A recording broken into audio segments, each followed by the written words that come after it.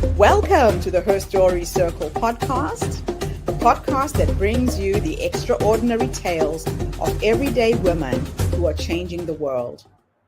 I'm your host, Gertrude Mache, and I'd like to acknowledge traditional custodians of the land on which we meet today. I also like to pay my respects to elders, past, present, and emerging.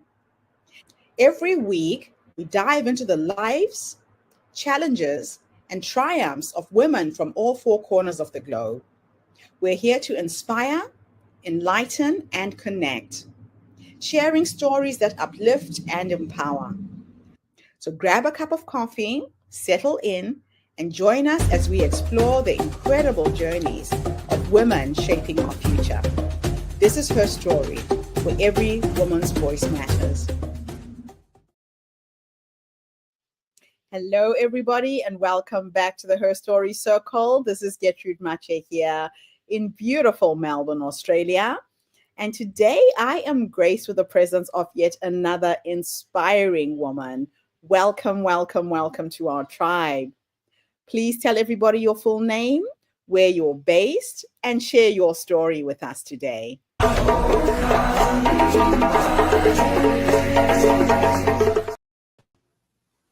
Hi, Gertrude. Thank you for having me today. My name is Nhi Nguyen.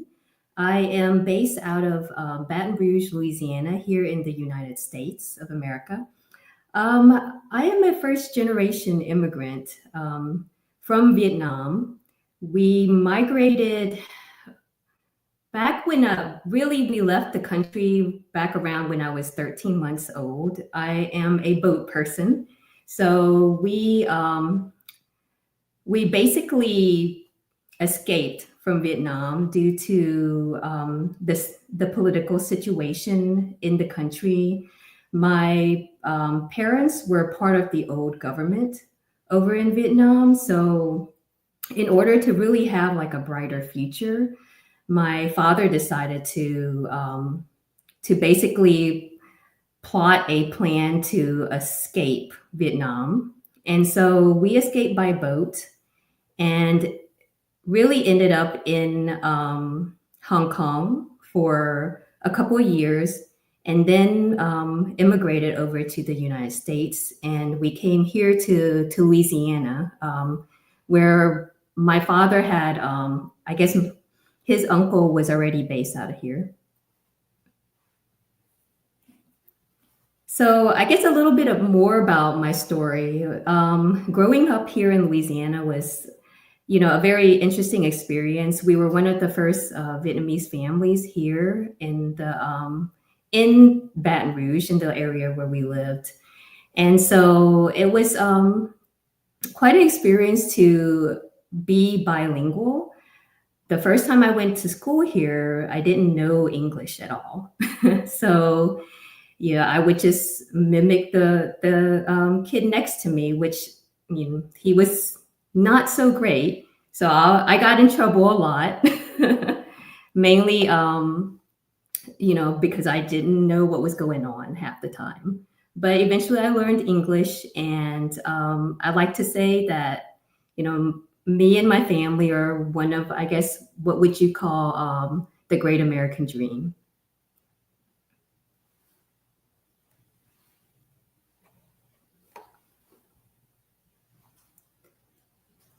And I guess I can go into, I guess, how I grew up here. Yeah, so tell us, how many children were in your family? How many kids did you have? Did you get married? We really want to know the woman behind the business that you've created. Oh, yes. Well, I am one of three girls in my family. I am married, but with no children.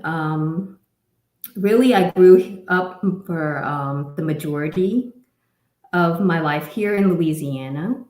Went to high school, went to LSU over here, Louisiana State University, graduated in zoology along with a a Bachelor of Science in Computer Science also here. And then I went on to Georgia Tech, where I received a master's in bioinformatics.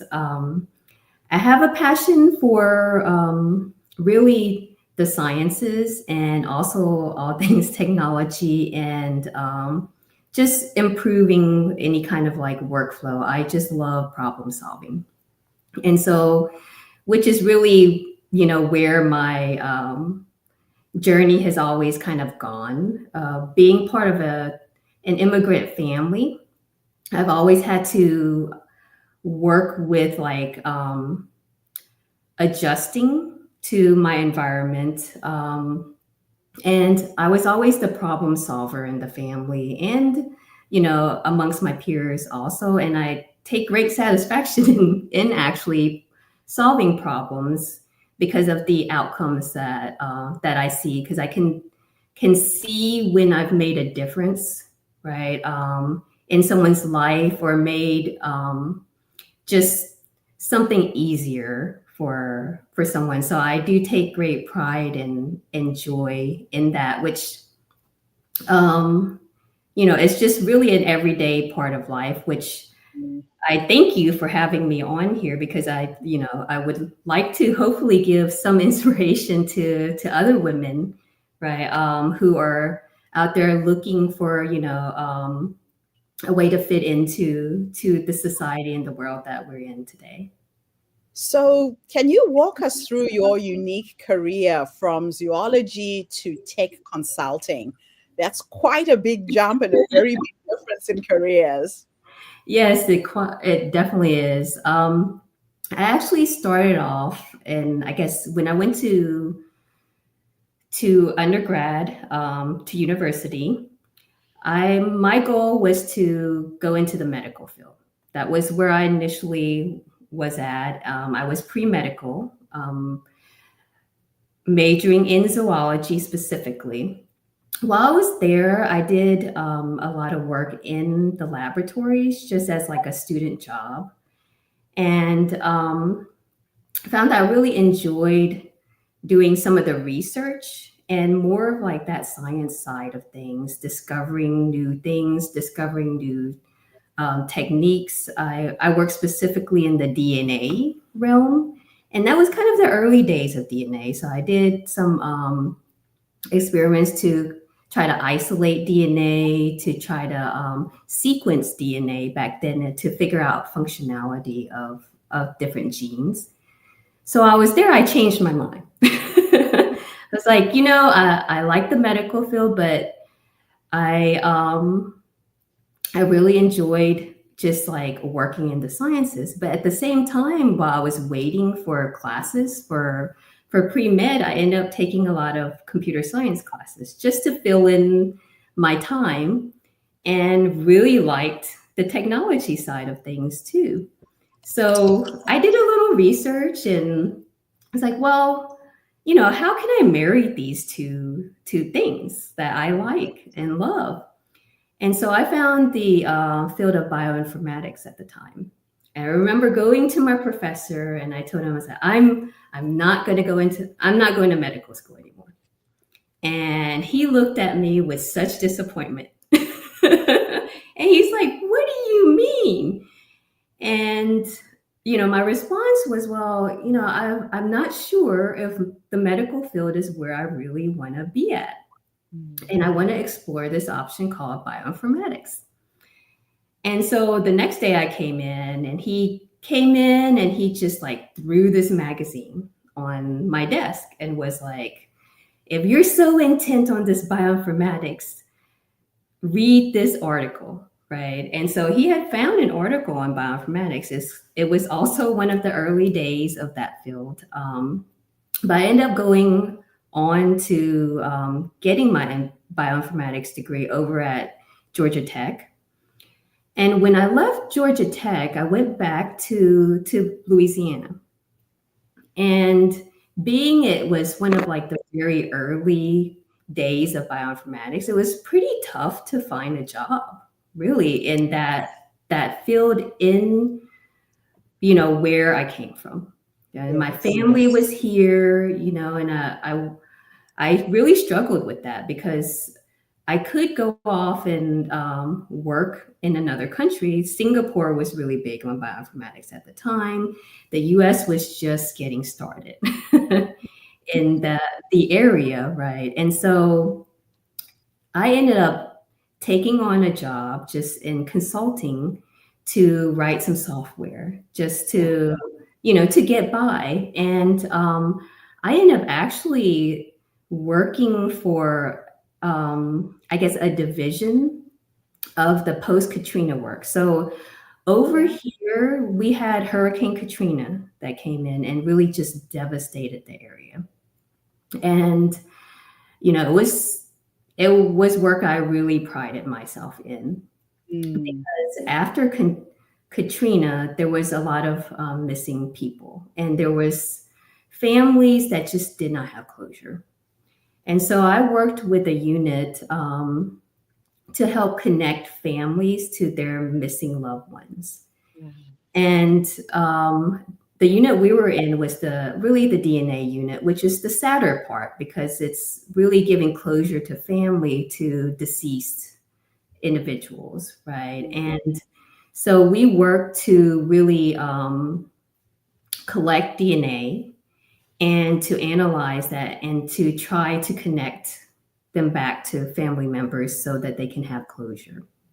That was a very interesting job. It was, at the time I worked that job along with my software job all at once. So I was just working all of the time, but it's funny because I was so happy. And I remember going into work one day, it was pouring rain outside. It was a Sunday. And I went to sign in, and the security guard just blew up at me. He was so upset. He was like, I do not understand why you are smiling and why you come in here every day smiling. And today is a Sunday. It is pouring rain outside. Why are you smiling? And I mean, it took me aback a bit because I didn't expect that kind of response. But my response to him was like, well, I like the rain. And so it just kind of, is a little description of, I guess, my personality at the early start of my career. I was, young and very excited about what, I did. And I took great joy in that. And that post-Katrina job was very important to me because I saw the outcome of my work. So can I ask you how your experience during Hurricane Katrina shaped your approach to leadership? Oh, goodness. So it did actually give me a lot of different perspective. Right. It is one of my early jobs. And so I was young. Part of that was learning how to communicate between different, I guess, stakeholders, because you had different audiences that you were working with. I worked with the geneticist who was more technical, from a scientific standpoint.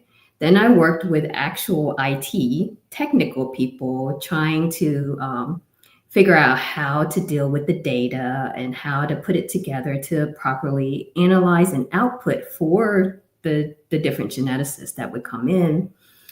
And then also having to communicate with other employees over at the post-Katrina project that were like relief workers that called around and were searching for missing individuals day and night. So I had to learn how to bridge some of the technical communication, right, and translate it more into layman's terms. Right. At the time, it didn't dawn on me, right, how important that was until my later career, when I kind of started to connect some of these things that I've done in the past how it helped me through into my later career. That is awesome. Now, can you share the emotional story behind the unknown Vietnamese man's case? Oh, goodness. So we did have a case where it was this couple, I think they were in their 40s. They lived pretty near the coast. The man was a fisherman, but he was in a wheelchair. And so they were unable to evacuate during Hurricane Katrina. There were quite a few people that could not, and part of that was just due to poverty, Yeah. right? Some people just did not have the means to leave, and so they were one of them. And it was the day of, I guess, Katrina was making landfall, and the lady, she was coming in to, I guess, set breakfast or with her husband. And she walked into the room, saw the last thing she saw was her husband sitting there yelling to her, "Watch out." And then the next thing she knew, she was underwater, Oh. right? The waves had come in, crashed, and kind of really took them all down. And the next thing she knew, she woke up and she had been rescued by the Coast Guard, really drifted near Florida. So going from Louisiana to Florida, she was basically holding on to some kind of debris, and that's how they found her. They were unable to find her husband at the time, and she was a little bit in shock. It was very difficult to communicate with her, but they managed to find a close relative that was located further up north in Washington State. So they ended up sending her up there.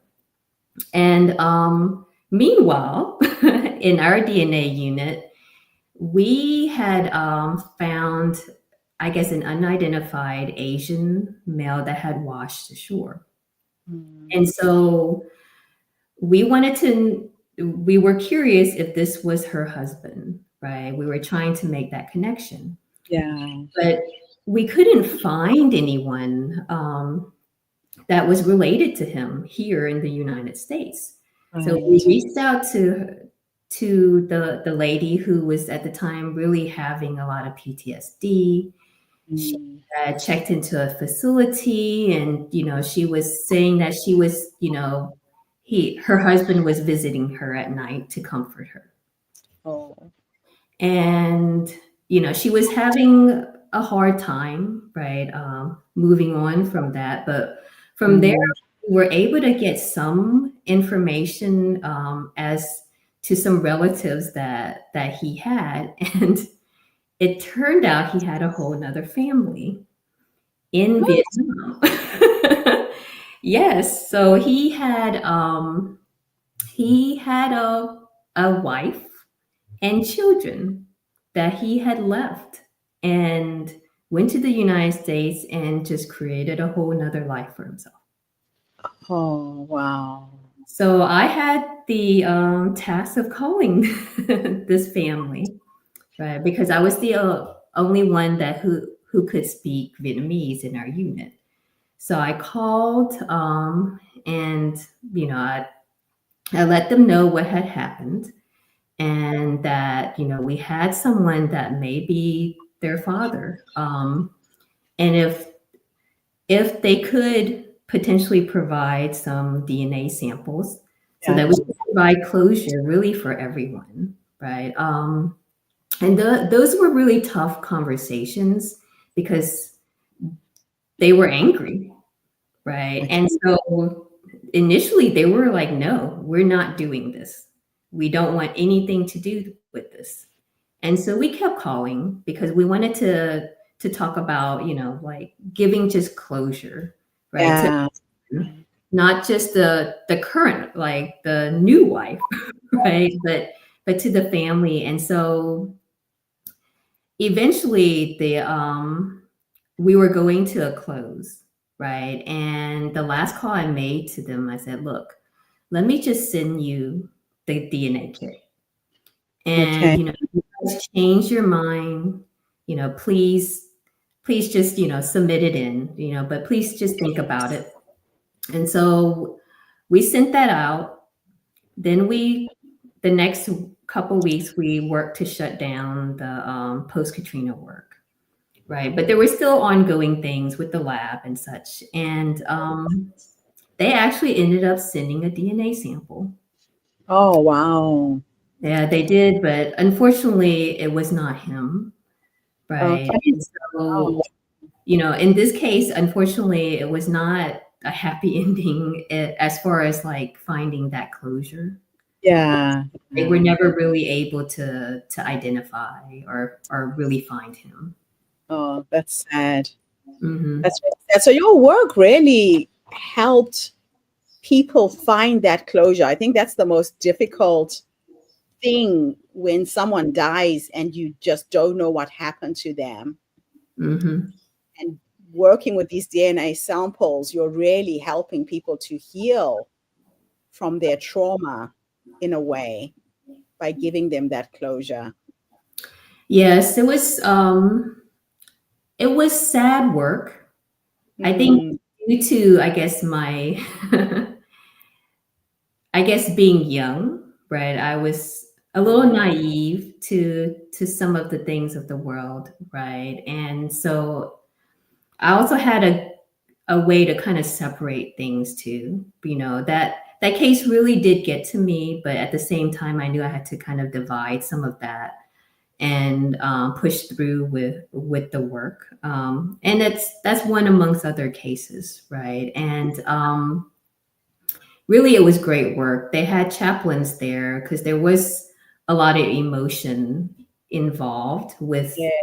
anyone working there. So that had social workers, people there to make sure that the psychological well-being of the workers there were thought of also because it's very taxing work. Yeah, I just can't imagine that environment. I mean, we watched it on TV, and it's something you can't really fully comprehend.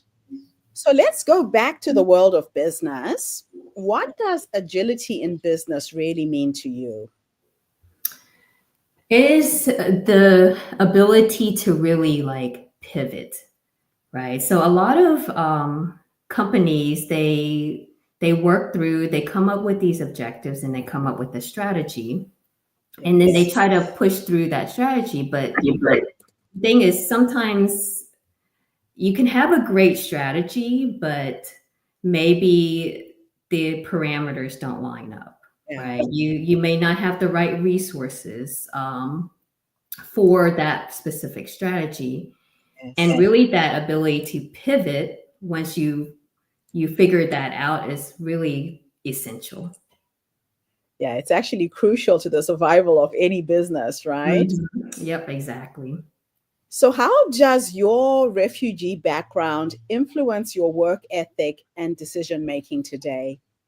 Oh gosh, it really has instilled a lot of like hardworking values in me. Just growing up, coming here was a very difficult life Brilliant. initially, Yeah. right? We came, and my parents worked very hard. We lived in poverty, right? In the initial years we were here, my father just drove around asking, for work because he Mm, he had mouths to feed, right? We lived in a home with like no air conditioning, which is very hot here in Louisiana. I've been to Louisiana, I've been to New Orleans. I know what it's like. It's humid. Yes, yes, it's hot and humid, right? And so, but it instilled a lot of very important values in me from watching my parents and learning, and seeing what they went through. Yeah. And I mean, I had a good childhood. I cannot, despite, all the things that were happening, despite not having all the resources. I was a happy child. You just were always kind of unaware, right, of things around you as a child, right, which is a great thing. But it also instilled in me that hard work was the way to move up, the way to survive. There was no such thing as giving up in our family. I love that. Yeah, So that's the tea you it's throughout life. which lends to that problem solving side of me too, right? Because there was no such thing as just laying it down and giving up, because you still have to live life, right? And in I guess part of the Asian culture is it's always about hard work. It is not about what you're just born with, right? So I always see a lot of people say, "Oh, you're so smart," or tell a child like, "That's why you're doing well. You're so smart." But in our culture, we don't say that. It's not because you're smart. It is It's your because of your hard work, right? yeah, You worked hard to achieve this. So being smart or not being smart, that helps you, but that's not what leads carries. to success, right? Yeah, It's that all is. about the energy that you put into it. So my last two questions are a bit of a thought experiment. In the first question, I'm going to teleport you back into the past. And we are going to go and sit with the younger you, the young woman who went into the world of business with hopes, with aspirations for success. Just in case there's a young woman listening to this podcast right now, if you could go back and give yourself 3 nuggets of wisdom based on what life has taught you up until this point, what would those 3 nuggets of wisdom be? Um, One is never always ask for help, right? If you feel that you're stuck, never feel like you have to do something by yourself, right? I think that's incredibly important to move forward and for learning, because we can always learn new things no matter at what point in your career or life stage. Um, the second one, I would say perseverance is very key. You're going to be knocked down a lot, but failing is not failing, right? Failing can be succeeding too. It's what you learn in that failure that molds and shapes you and makes you better. And so I've fallen quite a few times, and I feel like if I had not, I would not be the person I am today. The third thing I would say is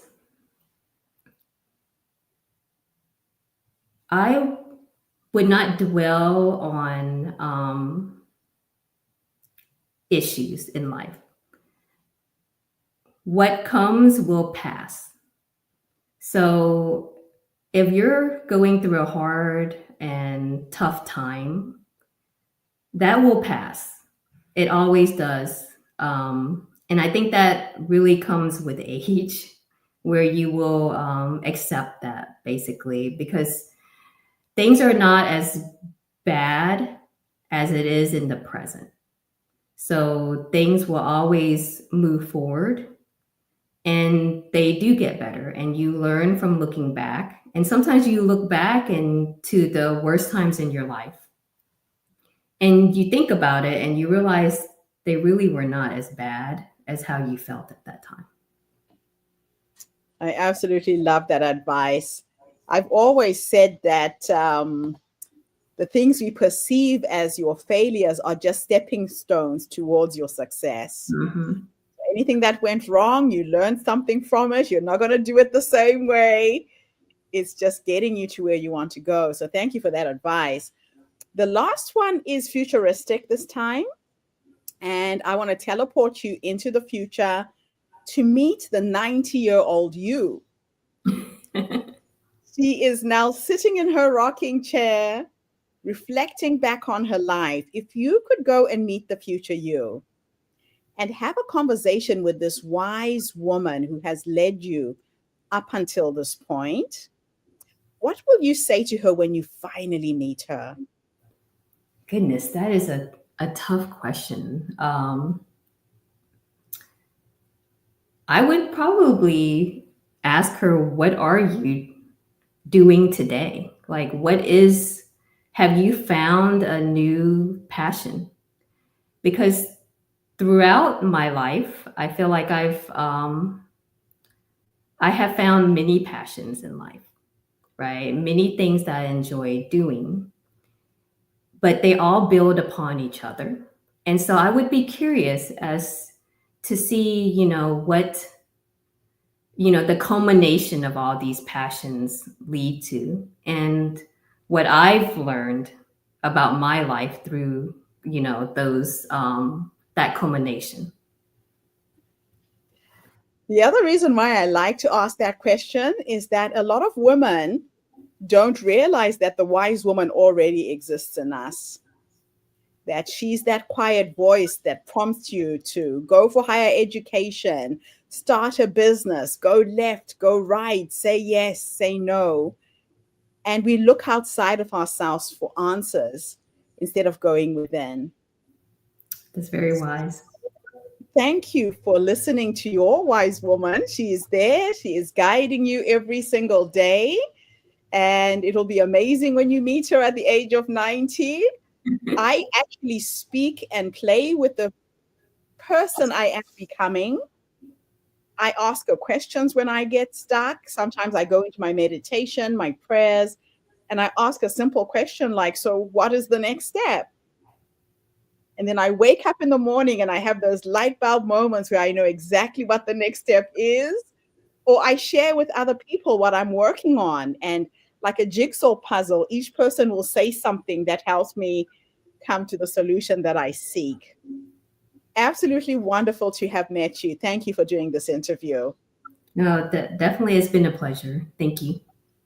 And thank you to everybody who tuned in today. The Her Story Circle is not just a podcast. We are a social impact movement that brings you the stories and voices of women from all over the world. We share our stories to uplift you, inspire you, energize you, but most importantly, to empower you with tools to take you from where you are now to where you're trying to go. So tune in again tomorrow when I interview yet another amazing guest. In the meantime, have a fantastic day, morning, or evening, wherever you are in the world. And thanks again for this interview. Don't go away. Bye for now, everybody. Thank you for tuning into the Her Story Circle podcast. I hope today's story has inspired you to believe in the power of our stories and the difference you can make in the world when you use your voice. I'm Gertrude Mache, and it's been an honor to share this space with you, where voices from all walks of life come together to weave a rich tapestry of diverse perspectives. Don't forget to subscribe, rate, and review our podcast to help us share these stories with more listeners. Follow us on social media by looking for the Her Story Circle podcast for more updates. And join us tomorrow for another episode filled with courage, resilience, and empowerment. Remember, your story matters, and together we're building a stronger, more inclusive world. Until next time, keep making her story.